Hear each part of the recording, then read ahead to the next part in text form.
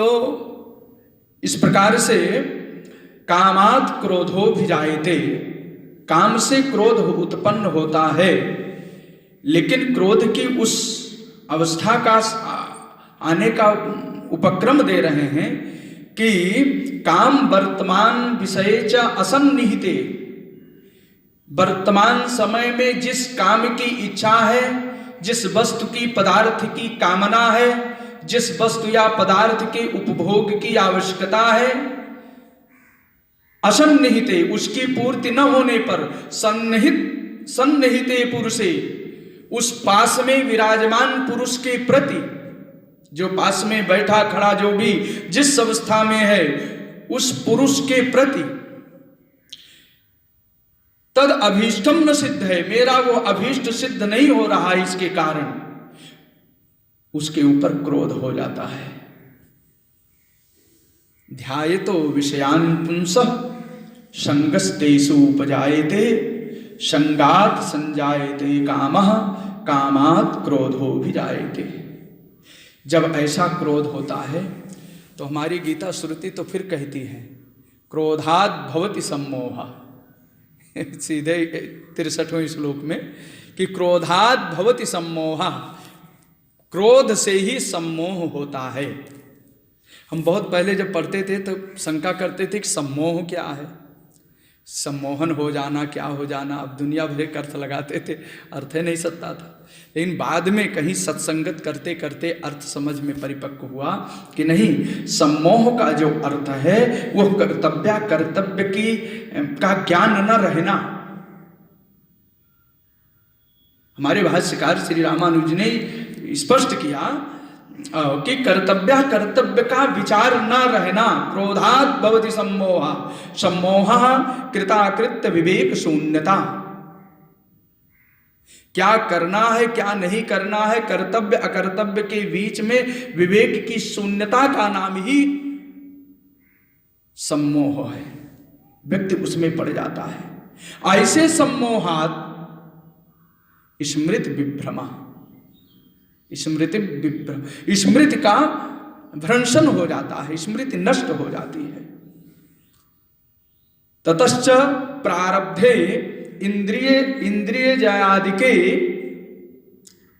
जो इंद्रियां हमारी हैं, जिन इंद्रियों के द्वारा हमारी इच्छाएं पूर्ति होती हैं, पानी पीना है, प्यास लगी है, पानी मिलेगा तो आनंद प्राप्त होगा, भूख लगी है, रोटी चावल चाहिए, सब्जी चाहिए भूख की तृप्ति के लिए, तो उसके लिए वो प्रयास करेगा। इसलिए ततश्च प्रारब्धे इंद्रिय जयादिके प्रयत्ने स्मृति भ्रंशो भवति, जिस विषय की आवश्यकता है उस विषय की प्राप्ति के समय में उस वस्तु का ज्ञान नहीं रह जाता है। जब क्रोध हो गया तो आदमी दूसरी ओर, प्यास लगी है, ओंठ चिपक रहा है लेकिन बोल रहा है, ये चीज हो जाती है। ऐसी दशा में स्मृति भ्रंशात् बुद्धिनाशः, अर्थात आत्मज्ञान यो व्यवधानः, आत्मज्ञान यो व्यवसायः, आत्मज्ञान का जो व्यवसाय है, जो विषय है, जिस विषय से, जिस वस्तु से आत्मज्ञान प्राप्त होना है, जिस साधना से, उसका बोध नहीं रह जाता है, वो भी दूर हो जाता है। आत्मज्ञानी यो व्यवसायः कृतः तस्य नाशः स्यात्, उस वस्तु का, पदार्थ का नाश हो जाता है। इस प्रकार से कहते हैं महाराज जी, स्मृति भ्रंशात् बुद्धिनाशो और बुद्धिनाशात् प्रणश्यति। यहां देखिए, जो स्मृति भी शब्द आया है, बुद्धि भी शब्द आया है, तो स्मृति, बुद्धि, मति, प्रज्ञा एक ही के पर्यायवाची है। मति जो शब्द है, हमारे यहाँ शास्त्रों में मति शब्द आया है, और मति से स्मृति, मति, बुद्धि, प्रज्ञा सबका ग्रहण करना चाहिए। अब स्मृति को हम कहाँ समझेंगे? अतीत की बात में जो बुद्धि का ग्रहण है, अतीत की बात में जो बुद्धि का ग्रहण है उसको स्मृति कहते हैं। अतीत की बात में, पिछली बात में जो बुद्धि का ग्रहण है उसको हम क्या कहते हैं? स्मृति कहते हैं। और भविष्य की बात में बुद्धि के ग्रहण को, बुद्धि के प्रयोग को मति कहते हैं, भविष्य की बात ग्रहण करने में। इसी प्रकार से तात्कालिक प्रयोग में तात्कालिक कोई तुरंत निर्णय दे देना, तात्कालिक किसी बात पर बोल देना, ये बुद्धि का काम है। तो महाराज प्रज्ञा तो कहा त्रैकालिकी बुद्धि को प्रज्ञा कहते हैं। जो तीनों काल में ज्ञान, तीनों काल का ज्ञान रखती हो उसको प्रज्ञा कहते हैं। स्मृतिर्व्यतीत विषया मति रागात्मि गोचरा बुद्धिस्तात्काल की गेया प्रज्ञा त्रैकाल की मता। वो प्रज्ञा है जो तीनों काल का ज्ञान रखे, उसका नाम प्रज्ञा है। तो एक विकार से इतने विकार उत्पन्न हो जाते हैं कि साधक किंग कर्तव्य विमूढ़ हो जाता है। हम क्या करें क्या न करें। तो काम में, इच्छा में व्यवधान हुआ तो काम का छोटा भाई क्रोध आ गया। तो क्रोध के बड़े प्रभाव हैं। क्रोधेन नश्यते कीर्ति, क्रोधो हन्ति स्थिराम श्रियम। मत्स्य पुराण का शब्द है कि क्रोधेन हन्यते कीर्ति, क्रोध से कीर्ति का नाश होता है। जब यह क्रोध आता है तो स्थिराम श्रियम हन्ति, केवल यह क्रोध कीर्ति का ही नाश नहीं किया, कीर्ति ने आपकी स्थिर लक्ष्मी का भी विनाश कर दिया। और साथ साथ आने वाली जो लक्ष्मी है, जो खुला दरवाजा है, वो भी बंद हो जाता है। ये क्रोध है। अकार्यं क्रियते मूढ़ैः प्रायः क्रोध समीरितैः। अब कहने का भाव है प्रायः क्रोध से प्रेरित मूर्ख लोग अकर्म कर ही बैठते हैं, अशब्द कह बैठते हैं, अकर्म कर बैठते हैं, आत्महत्या तक कर लेते हैं। ये क्यों है? ये केवल क्रोध के कारण है। किसी को मार देना, पीट देना, गाली दे देना, स्वयं को नुकसान पहुंचा देना, आत्महानि कर लेना, ये क्रोध का परिणाम है। इसलिए क्रोध को भी समर्पण करते हैं, ये क्रोध के कारण है। वाच्या वाचे ही कुपितो न प्रजानाति कर्हिचित। कहते हैं कि कुपितः, क्रोधी जो व्यक्ति होता है, वाच्या वाच्य का परिज्ञान नहीं होता है। क्या वाच्य है और क्या वाच्य है, किस शब्द को बोलना चाहिए और किस शब्द को नहीं बोलना चाहिए, इसका ज्ञान नहीं रहता है। ये महाभारत वन पर्व में व्यास भगवान लिखते हैं, उसका ज्ञान नहीं रहता है। ऐसा जो क्रोध है अज्ञान प्रभ, हमारा भागवत भी कह रहा अज्ञान प्रभो मन्यु अहमानोपबृंहिता, अष्टम स्कंद में कह रहे हैं कि ये जो क्रोध है ये बड़ा भयंकर है। जिस काल में, जिस क्षण में ये क्रोध उत्पन्न होता है, वो क्रोध केवल अज्ञान के कारण है, ज्ञान नहीं है, इसलिए क्रोध है। क्रोध अज्ञान से उत्पन्न होता है और अज्ञानता अहंकार से प्रेरित होती है, अहंकार से उत्पन्न होती है।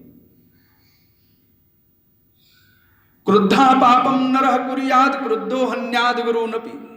क्रोधी व्यक्ति कौन पाप नहीं करता है? वो तो कहां तक बताएं, गुरुजनों का भी हरण कर देता है, गुरुजनों को भी मार देता है, इतना।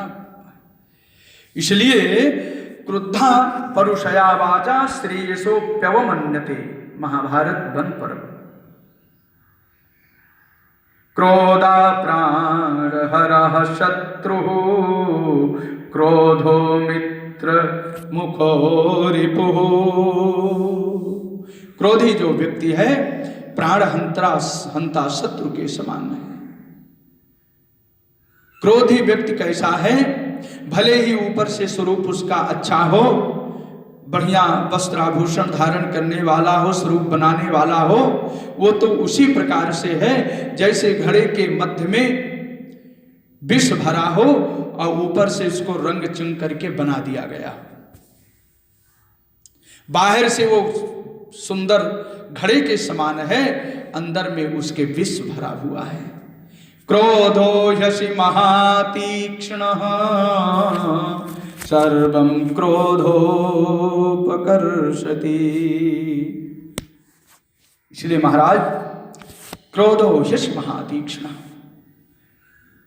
क्रोध जो है एक तीक्ष्ण तलवार है, धारदार तलवार है, जो सबका अपकर्षण करती है, जिसके पास जाती है उसका विनाश करती है। वाल्मीकि रामायण में लिखते हैं इस बात को। इस श्लोक वाल्मीकि रामायण का उत्तरकांड। तो यह क्रोध जिसके पास है उस व्यक्ति का नुकसान करती है। इसी प्रकार से लोभ भी है। लोभा पापस्य कारणम, पाप का कारण लोभ है। लोभ से बढ़कर पृथ्वी पर कोई दूसरा शत्रु नहीं है। लोभांचनान्यो अभिरुप पृथिव्याम, सुभाषित श्लोक है सब। तो लोभ से बढ़कर के इस पृथ्वी पर कोई दूसरा शत्रु नहीं है। इसलिए इसको कहते हैं प्रभु हमारे दोष को आप प्रशमन करें। हम तो कहा करते हैं कि देखो कुछ चीज घटाया जाता है, कुछ चीज बढ़ाया जाता है। क्रोध घटाना चाहिए, लोभ घटाना चाहिए, काम को घटाना चाहिए, अहंकार को दबाना चाहिए। बढ़ाना क्या है? त्याग तपस्या बढ़ाना चाहिए, ज्ञान को बढ़ाना चाहिए। ज्ञान बढ़ेगा कैसे? साधना कैसे बलवती हो, तेज का विवर्धन कैसे हो, सत्यता, ऋजुता, सम, दम, तितिक्षा, उपरति, इन सब की अभिवृद्धि कैसे हो, इनको हम कैसे धारण करें, इस विषय में विचार करना चाहिए। ज्ञान बढ़े नित चिंतन से, अरु मान बढ़े पर काज किए थे। ज्ञान बढ़े नित चिंतन से, अरुमान बढ़े पर काज किए से। त्याग तपस्या से तेज बढ़े, धन धान्य बढ़े कछु काम किए थे। धन धान्य बढ़े कछु काम किए थे। प्रीति बढ़े परतीति किए। प्रेम कब बढ़ेगा? जब किसी दूसरे से हम प्रेम करेंगे, उसको सम्मान देंगे तो मेरा भी सम्मान होगा। प्रीति बढ़े परतीति किए, अरुनीर बढ़े ऋतु पावस आए। आयु बढ़े शत काम किए, सुख शांति बढ़े हरि के गुण गाए। सुख शांति बढ़े हरि के गुण गाए। सुख शांति की अभिवृद्धि भगवान के भजन में, त्याग तपस्या की वृद्धि, ज्ञान की वृद्धि, मान सम्मान की वृद्धि, इन साधनों से होती है। और भी साधन हैं। ज्ञान बढ़े गुणवान की संगति, और ध्यान बढ़े तप सी संग कीन्हे। ज्ञान कहाँ बढ़ता है? किसी विद्वान का संग करो, ज्ञान बढ़ेगा। ये सब जीवन के सूत्र हैं। ज्ञान बढ़े गुणवान की संगति, ध्यान बढ़े तप सी संग कीन्हे। मोह बढ़े परिवार की संगति, मोह की अभिवृद्धि कहाँ होगी? जहाँ परिवार होगा, नाती बेटा खेलते रहें, पुत्र खेलते रहें। देखिए कहेगी कि चलो आज कमाला कल कर लेंगे। मोह बढ़े परिवार की संगति, लोभ बढ़े धन में चित दीन है। लोभ बढ़े धन में चित दीन है। क्रोध बढ़े नर मूढ़ की संगति, क्रोध बढ़े नर मूढ़ की संगति, और काम बढ़े तीय के संग कीन्हे। काम बढ़े तीय के संग कीन्हे। बुद्धि विवेक विचार बढ़े, बुद्धि विवेक विचार बढ़े, और विद्या बढ़े गुरु संगति कीन्हे। जब गुरु का संग प्राप्त होता है तो विद्या विवेक सबकी वृद्धि हो जाती है। इसी प्रकार से ये बढ़ाने की रीति है। घटाया भी इनको जाता है। कौन किससे घटेगा? भाई काम बढ़ा तीय के संकीर्ण है, तो ये घटेगा कैसे? इसकी घटाने की प्रक्रिया क्या है? क्रोध बढ़ रहा है, क्रोध बढ़े नरमूढ़ की संगत, तो क्रोध घटेगा कैसे? तो सोच विचार से क्रोध घटे। नो थिंकिंग सोच, पॉजिटिव, हमेशा पॉजिटिव विचार हो, पॉजिटिव सोच हो, किसी के प्रति दुर्भाव ना हो, विचार की परंपरा हो, विचार करने की एक शैली हो, एक प्रतिदिन उसकी साधना हो,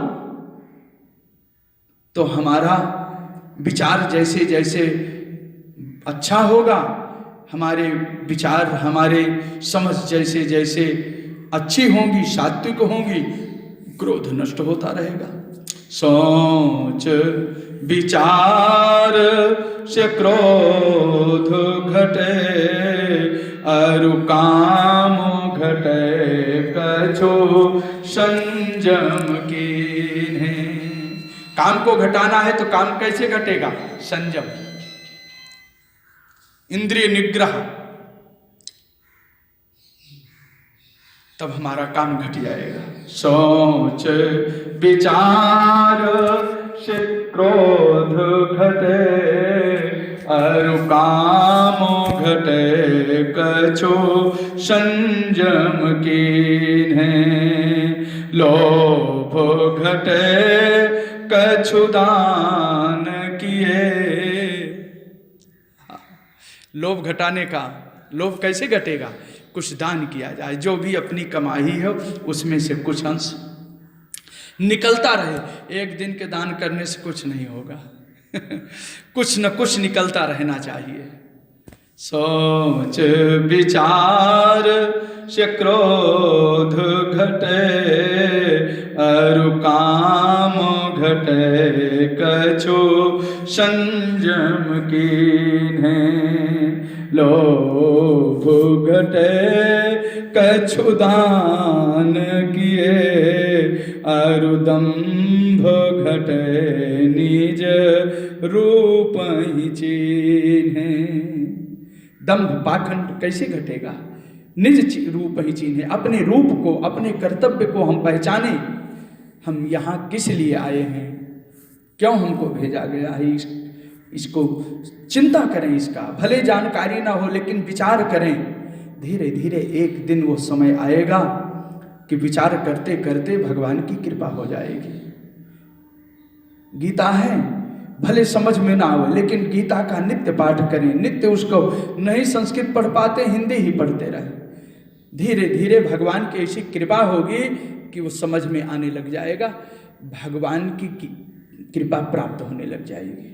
इसलिए कहते हैं कि लोभ घटे कछुदान किए, अरुदंभ घटे निज रूप ही चिन्हे, ज्ञान विवेक से मोह घटे।